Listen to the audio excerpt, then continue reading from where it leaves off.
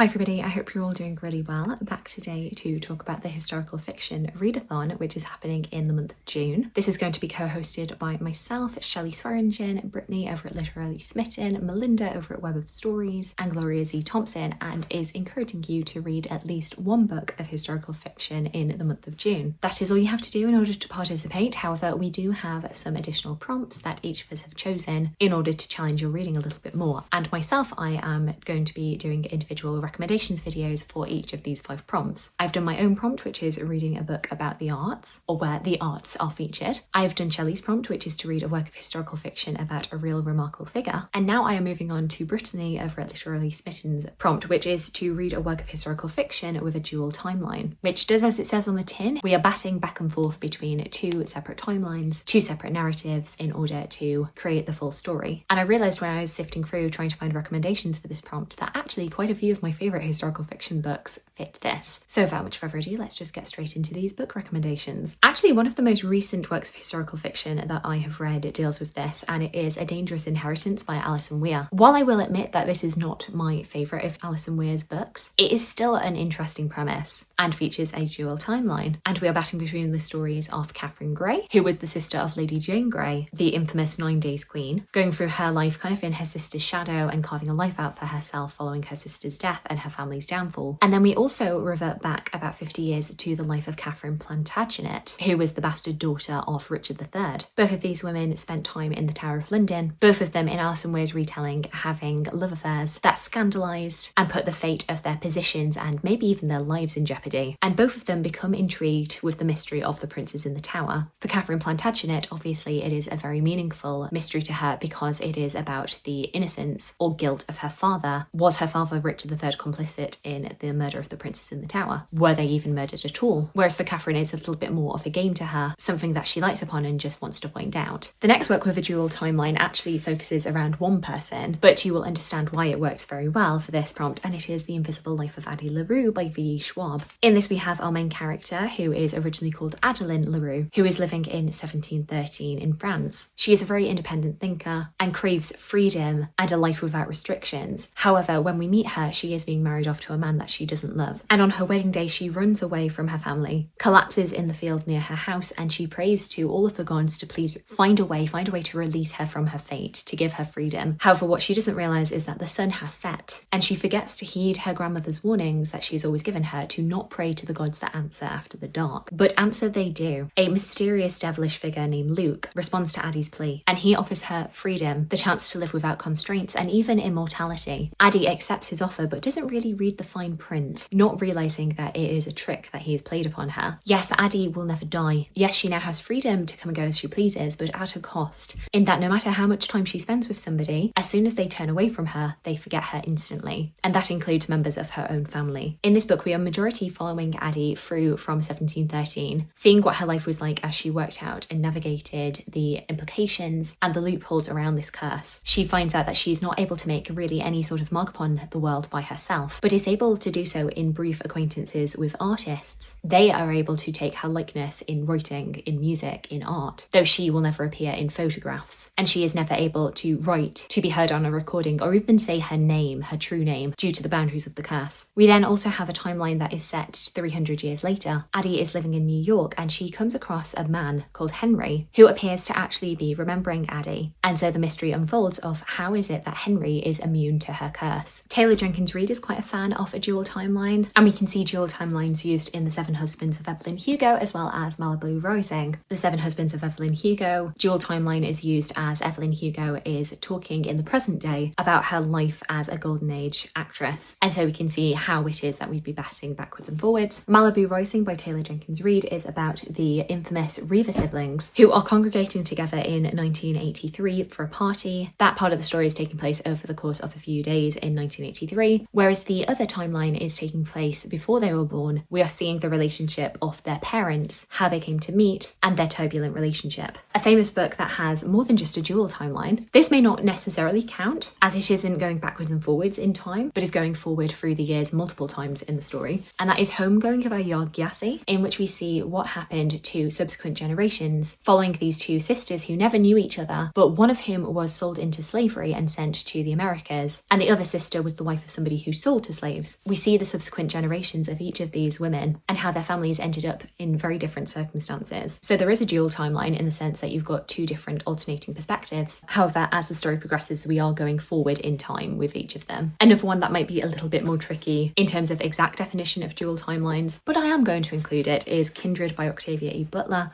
The reason that this is a bit trickier is that it is a time travel novel, so you would probably expect that would be going backwards and forwards in time. The two timelines being 1970s America and then 1815 America. We are following Dana, a black woman living in the 1970s who, for no particular reason, ends up time traveling completely out of her control and is being brought back into the antebellum South. We don't realise at first why it is she's being brought back, but she quickly realises that she is related to the son of a slave owner and is being brought back any time that he is endangering his life. And she realises every time that she's being brought back that she has to do something to save him. However, each time she's being brought back, the timeline is going progressively further on. Her ancestor Rufus is growing up and he is becoming a slave owner himself. And so Dana is conflicted. How can she save somebody who would go on to be as cruel and vindictive? However, if she doesn't save him, then she herself will never be born. And as she is having to witness the brutalities of slavery, Dana having the conflict within herself of how far she is willing to let it continue when she knows that there is no other way for herself to survive. I've said it before, I'll say it again, it's a brilliant book and everybody